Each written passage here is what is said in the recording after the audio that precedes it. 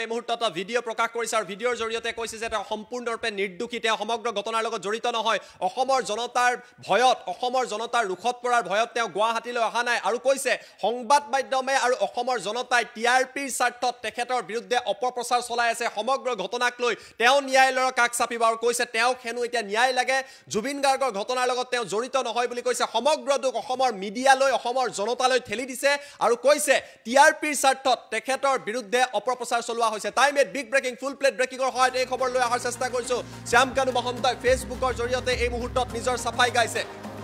যি সময়ত শ্যামকানু মহন্তৰ বিৰুদ্ধে অভিযান চলাইছে তাৰ মাজতে সাফাই গোৱা হৈছে নিজকে ধোৱা তুলসীৰ পাত সজাইছে শ্যামকানু মহন্তই শ্যামকানু মহন্তৰ তৰফৰ পৰা এই মন্তব্য প্ৰকাশ কৰা হৈছে কিছু সময় আগতে এই মন্তব্য প্ৰকাশ কৰিছে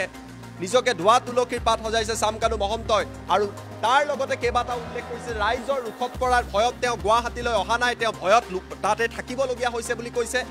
তেওঁৰ বিৰুদ্ধে অপপ্ৰচাৰ চলোৱা হৈছে টিআৰপিৰ বিৰুদ্ধেহে তেওঁৰ বিৰুদ্ধে কথা কোৱা বুলি টিআৰপিৰ বাবেহে তেওঁৰ বিৰুদ্ধে অপপ্ৰচাৰ চলোৱা হৈছে বুলি উল্লেখ কৰিছে ফেচবুক লাইভ আহি কিছু সময়ৰ আগতে এই কথা উল্লেখ কৰিছে শ্যামকানু মহন্তই আৰু সংবাদ মাধ্যমৰ লগতে অসমৰ জনতাৰ বাবেও তেওঁ মন্তব্য কৰি কৈছে টিআৰপিৰ বাবে একমাত্ৰ টিআৰপিৰ বাবে তেখেতৰ বিৰুদ্ধে অপপ্ৰচাৰ চলোৱা হৈছে ফেক ফটো ফেক ভিডিঅ' প্ৰচাৰ কৰা হৈছে তেখেতৰ পৰিয়ালৰ ওপৰত বিভিন্ন কথা কোৱা হৈছে বুলি উল্লেখ কৰিছে আৰু সেইবাবে তেখেতক ন্যায় লাগে যিদৰে জনতাই জাষ্টিছ ফৰ জুবিন গাৰ্গ কৈ আছে এতিয়া শ্যামকানু মহন্তক জাষ্টিছ লাগে আৰু এই জাষ্টিছ বিচাৰি তেওঁ ন্যায়ালয়ৰ ওচৰত যাব আৰু কৈছে যে মোক ন্যায় লাগিব গতিকে মই ন্যায়ালয়ৰ ওচৰত যাম মোৰ বিৰুদ্ধে অপপ্ৰচাৰ কৰিছে সংবাদ মাধ্যমক টিআৰপি লাগে সেইবাবে মোক টাৰ্গেট কৰিছে অসমৰ জনতাই তেখেতক টিআৰপি লাগে আৰু সেইবাবে তেখেতক টাৰ্গেট কৰিছে আৰু এইদৰে এক প্ৰকাৰ প্ৰত্যাহ্বান জনাই কৈছে যে মই নিৰ্দোষী আৰু মই আদালতৰ কাষলৈ যাম শ্যামকানু মহন্তৰ মন্তব্য আহি পৰিছে মন্তব্য এই মুহূৰ্তত দেখুৱাই লোৱাৰ চেষ্টা কৰিছে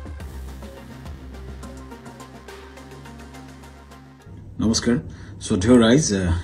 কেইটামান কথা ৰাইজৰ আগত মুকলি কৰি দিয়াৰ কাৰণে কথা কোৱাৰ কাৰণে আহিলোঁ যোৱা কিছুদিন ধৰি আমাৰ মৰমৰ জুবিনৰ ঘটনাটোৰ পাছত চাৰিপিনে বিৰাট ৰাইজ দুখত নিয়মান হৈছে আমাৰো কাৰণে আমাৰ বুকুৰ আপোন মোৰ অতি একেলগৰ ফিলচফাৰ ফ্ৰেণ্ড গাইড মানুহজনৰ ঢুকোৱাৰ পাছত আমি খুব নিয়মান অৱস্থাত আছোঁ আৰু কিছুমান কথা ক'বলৈ ওলাই আহিছোঁ কাৰণ ইমান বেছি ভুৱা কিছুমান কেম্পেইন হোৱাৰ কাৰণে আমি কথাখিনি ক'ব চেষ্টা কৰিছোঁ শ্ৰদ্ধেয় ৰাইজ মই গুৱাহাটীলৈ যোৱাৰ কথা আছিলে আজি কিন্তু ইমানেই বেছি মোলৈ মেছেজ আহিলে প্ৰায় কেইবা হাজাৰ মেছেজ আহিছে যে গুৱাহাটীলৈ গ'লে বুলি সেই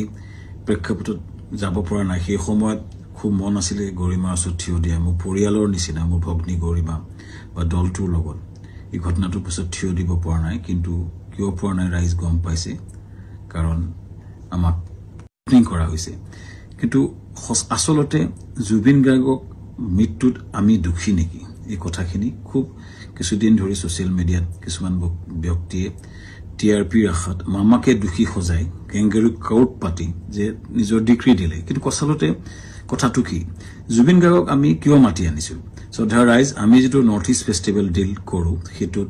উত্তৰ পূবৰ বিভিন্ন সংস্কৃতি বা খাদ্য বা পৰ্যটনৰ প্ৰসাৰ কৰা হয় প্ৰথম 2013 চনত পাতোঁতে আমি জুবিন গাৰ্গৰ লগতে কথা পাতিছিলোঁ তেখেতেই আমাক ব্ৰেণ্ড এম্বাছাডৰ হিচাপে গাইড কৰিছে যে মই সংপৃক্ত থাকিম অনুষ্ঠানটো আমি একেলগে কৰিম টিভিত বা বিভিন্ন মিডিয়াত তেওঁ বহুবাৰ কৈছে যে শ্যামকানুৰ সৈতে মিলি আমি নৰ্থ ইষ্ট ফেষ্টিভেল পাতোঁ দিল্লীত বা বিশ্বৰ বিভিন্ন ঠাইত তেওঁ নিজে ইয়াত সংপৃক্ত আছে বুলি বহু ভিডিঅ' আছে মই আপোনালোকক জনাম দেখুৱাম এই ব্যক্তিজন আমি যেতিয়া বাহিৰত অনুষ্ঠান য'তে কৰোঁ আমি তেখেতৰ পৰা আলোচনা কৰোঁ আৰু যিহেতু আমাৰ ব্ৰাণ্ড এম্বাছাডৰ আৰু যেতিয়া আমি বিদেশত কৰিলোঁ দুইবাৰ তেওঁ বেংককত গৈছিলে আৰু এইবাৰো যেতিয়া আমি ছিংগাপুৰত কৰিবলৈ গ'লোঁ তেখেতক আমি ক'লোঁ যে ছিংগাপুৰত কৰিব বিচাৰিছোঁ চ' আমি ক'লোঁ এনেকৈ কৰিব আমাৰ গোটেই প্ৰগ্ৰেমটো এনেকুৱা হ'ব তেখেতক ক'লোঁ যে তুমি যাবা নেকি তেখেতে ক'লে যাম মই যাম মোৰ লগত মোৰ ভাতৃ সন্দীপনক লৈ যাম আৰু মেনেজাৰ সিদ্ধাৰ্থ যাব আৰু আমাৰ শেখৰ যাব চ' এনেকৈ ক'লে কোৱাৰ পাছত আমি পিছত আৰু এগৰাকী সংগীত শিল্পীও আহিলে চ' কোৱাৰ পিছত আমি আয়োজন কৰাৰ প্ৰক্ৰিয়া আৰম্ভ কৰিলোঁ আৰু প্ৰথম কথা শ্ৰদ্ধেয় ৰাইজ জুবিন গাৰ্গক মতাটো পাপ নহয় উত্তৰ পূৰ্ব আটাইতকৈ ডাঙৰ অনুষ্ঠান নৰ্থ ইষ্ট ইণ্ডিয়া ফেষ্টিভেলত উত্তৰ পূৰ্ব আটাইতকৈ ডাঙৰ যিজন সংগীত শিল্পী তেখেতক নিমন্ত্ৰণ কৰাটো যিহেতু আমাৰ ব্ৰেণ্ড এম্বাছাডৰো হয় আমাৰ লগত সংপৃক্ত হয় আৰু তেখেতক মতাটোক পাপ কৰা নাছিলো এটো আমাৰ দায়িত্ব আছিল তেখেতক নিমন্ত্ৰণ কৰাটো তেখেত কিয় 17 তাৰিখে আহিলে এটো প্ৰশ্ন হৈছে তাৰ আগতে সুস্থ দেহাৰে আহিছে বুলি বহুতে লিখিছে কিন্তু তাৰ দুদিনমান আগতে তেখেতে আমাৰ 7 ছেপ্টেম্বৰ মুম্বাইত তেওঁ খুব ধুনীয়া পাৰফৰমেন্স কৰিছে মুম্বাইত আৰু তেখেতে 1 তাৰিখে না 3 তাৰিখে দিল্লীত তেখেতে পূজাত এটা অনুষ্ঠান কৰাৰ কথা আছিল সম্পূৰ্ণ কনসাৰ্ট বা মিউজিক্যাল প্ৰগ্ৰাম কৰাৰ কথা আছিল কেৱটা প্ৰগ্ৰাম তেওঁ লাইন হৈছে তেখেতে প্ৰগ্ৰাম কৰি আছিল সো কটিকে সুস্থ দেহাৰে আমি অনাটো আমাক এটা অতি ভুল দোষাৰোপ কৰা হৈছে তৃতীয় কথাটো হৈছে তেখেত 17 তাৰিখে এই কাৰণে আহিলে সিখন ডাইৰেক্ট ফ্লাইট আহিলে কাৰণ কলিকতা হৈ আহিলে বহুত দীঘলীয়া হয় 19 তাৰিখে আমাৰ অনুষ্ঠান আৰম্ভ হয় সো সেই কাৰণে 17 তাৰিখে গ্ৰুপ ফ্লাইটত তেওঁ আহিছিল লগতে দলটো আহিছিল আমি পেন পেসিফিক হোটেলত ৰাখিছিল আমাৰ যত অনুষ্ঠান হৈছিল তাৰ লগতে সান্টেকৰ লগতে পেন পেসিফিক এখন 5 ষ্টাৰ হোটেল সকলো দলটো আমি ৰাখিছিল ভালকে ৰখাৰ চেষ্টা কৰিছিল আমি তেওঁলোক কথা পাতিছিল যে তেওঁ কৈছিল আমি অলপ জিৰণি লম আৰু 20 তাৰিখে 19 তাৰিখে তেওঁ আৰম্ভণি অনুষ্ঠানত তেওঁ থাকিব আৰু 20 তাৰিখে তেওঁ দুটামান গান গাব ভূপেন হাজৰিকাৰ এটা ট্ৰিবিউট দিব এটো আলোচনা আমাৰ হৈছিল পিছৰ 18 তাৰিখে দিনাখন 19 তাৰিখে আমাৰ অনুষ্ঠান আছিল 18 তাৰিখৰ দিনাখন আমি তেখেত খবৰ কৰিতে শুই আছিল আমাৰ বহুত বিভিন্ন উত্তৰ পূৰ্ব মানুহ আছিল তেওঁ লগত তেওঁ ভায়েক আছিল আৰু তেওঁ সিদ্ধাৰ্থ আছিল মেনেজাৰ আৰু দল আছিল 19 তাৰিখৰ দিনা ঘটনাটো ঘটিলে যেতিয়া আমাৰ খিনখন উত্তৰ পূৰ্ব বিভিন্ন মন্ত্ৰী বিষয়া লগত আমাৰ এখন মিটিং চলি আছিল উদ্যমী সকলৰ লগত সিংগাপুৰ মিটিং চলি আছিল যাতে আমি ৰাতিপুৱাই গৈছিল তেতিয়া এই জাহাজৰ ঘটনাটো কথা মোক সিদ্ধাৰ্থ সময় ফোন কৰিছিল 3:30 বজাত আমাৰ মিটিং আৰম্ভ হৈছিল 12:30 বজাত সো 11:30 মানতে মই সাংগ্ৰিলা হোটেলত গৈছিল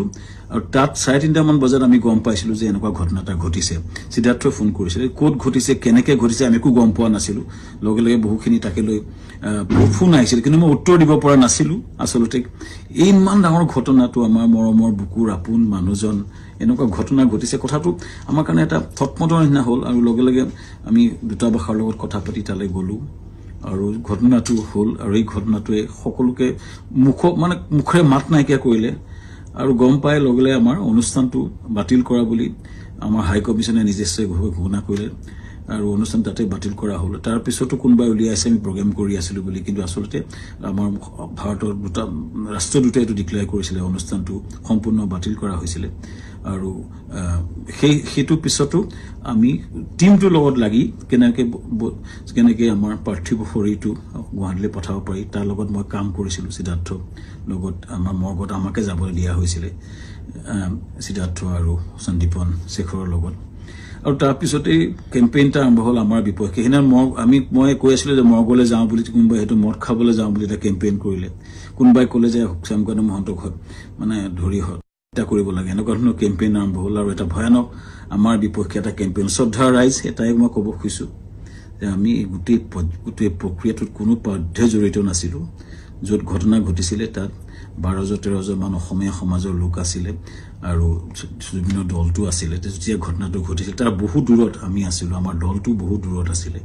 সো আমাক দোষাৰোপ কৰি এই প্ৰক্ৰিয়াটো কিয় কৰা হৈছে কেজমান ব্যক্তিয়ে ইচ্ছা কৰি এটা ডাঙৰ কেম্পেইন কৰি পেলাই আমাক বদনাম কৰাৰ বা কৰাৰ প্ৰক্ৰিয়া যেটো কৰিছে শ্ৰদ্ধা ৰাইজ তাৰ এটা ন্যায় বিচাৰিছো এতিয়া এসআইটি হৈছে আমি খুব আদৰণীজনক যি প্ৰশ্ন হয় উত্তৰ দিব বিচাৰিছো কাৰণ আমাৰ ফালৰ পৰা আমি ক'বলগীয়া কথাখিনি আমি কম আমি আদৰণি জনাইছো সঠিক তদন্ত হোক কিন্তু এই যেটো ঘটনা ঘটিছিল জাহাজখনত বহু দূৰত আমি আছিলো আৰু আমাক এই ঘটনাটো সময়ত এই যিজন ব্যক্তি আছে তেওঁলোকে তাৰ কথা ক'ব পাৰিব কিন্তু আমাক এই ঘটনাটো সময়ত আমাক সম্পৰ্কে কোৱা আমাৰ একচুয়ালি আমি নাজানিছিলো কিন্তু এটা কথা হয় এই যেটো ঘটনা হ'ল এই ঘটনাটো আমাক সম্পূৰ্ণভাৱে বিধ্বস্ত কৰিছে আমাৰ জুবিন গাৰ্গ আমাৰ কাৰণে আছিল সাহস জুবিন গাৰ্গ আমাৰ আছিল ব্ৰেণ্ড এম্বাসেডৰ জুবিন গাৰ্গ আমাৰ অনুষ্ঠানটোৰ মূল হৃদপিণ্ড আছিল হৃদপিণ্ডজন যোৱাৰ পাছত আমাৰ যি অৱস্থা হৈছে গোটেই দলটোৰ আমাৰ গোটেই বিধ্বস্ত অৱস্থা আমাৰ সকলোৰে আৰু ইয়াৰ পাছত যেটো আক্ৰমণ হৈছে আমাৰ পৰিয়ালৰ ওপৰতো আক্ৰমণ হৈছে ফেক ভিডিও ওলাইছে ফেক ফোন কল ভাইৰেল হৈছে ইমান জুবিন গাৰ্গে এই অনুষ্ঠানটো নিজৰ বুলি আগুৱাই লৈ গৈছিল তেওঁ অনুষ্ঠানটোৰ গুৰুত্বটো বুজি পেলাই নিজকে আগুৱাই লৈছিল আৰু সেইজন ব্যক্তিৰ স্মৃতিত